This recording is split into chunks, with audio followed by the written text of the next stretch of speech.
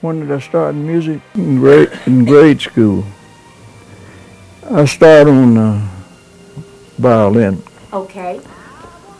I start an instrument you probably don't know anything about. See, in at that time they had a little violin that had no bottom in it and so forth. So just a little thing. That's what I started in, and I played that. Next year I wanted to play a saxophone. Uh-huh. So my dad said, "Stay with the violin," and so for 40 years later I stayed with the violin and both of them.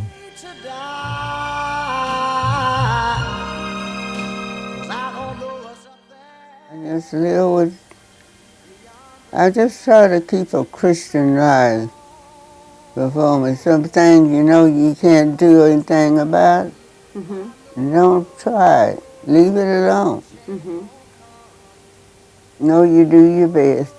Yeah, when you treat people nice and all, you know you done your best.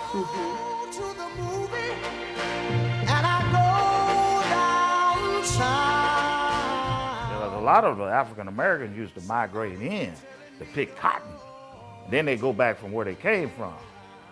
And then all of a sudden it was cheaper to stay than to travel back where you came from.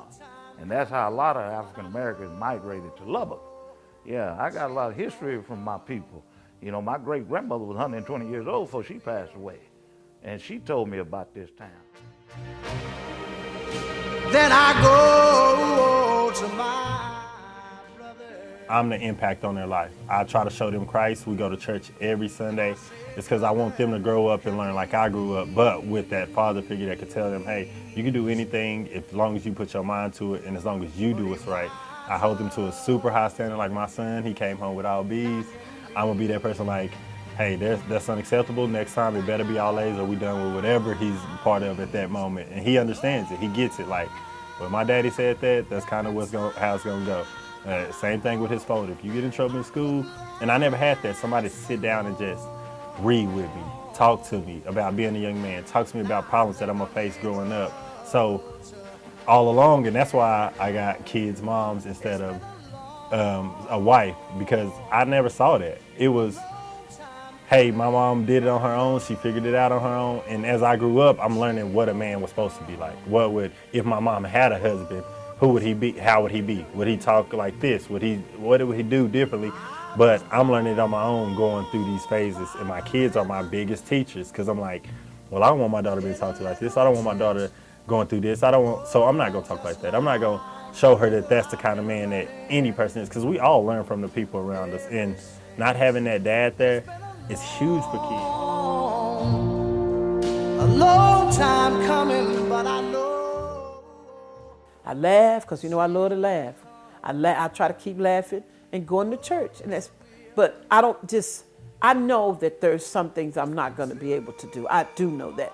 That's just common sense. I'm not going to be able to run a race. That's another thing. I can't exercise.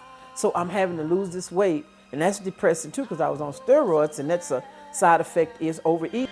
Beyond the sky, it's been a long. And all the people that hear my voice right now, I'm Wilma Jane, 1511 East 27th Street, Lubbock, Texas, zip code 79404. And I do thank him because he been good to us. I mean, the best man I ever known. The Lord is my shepherd. I shall not want. Telling me don't hang around. It's been a long time coming, but I know a change gonna come.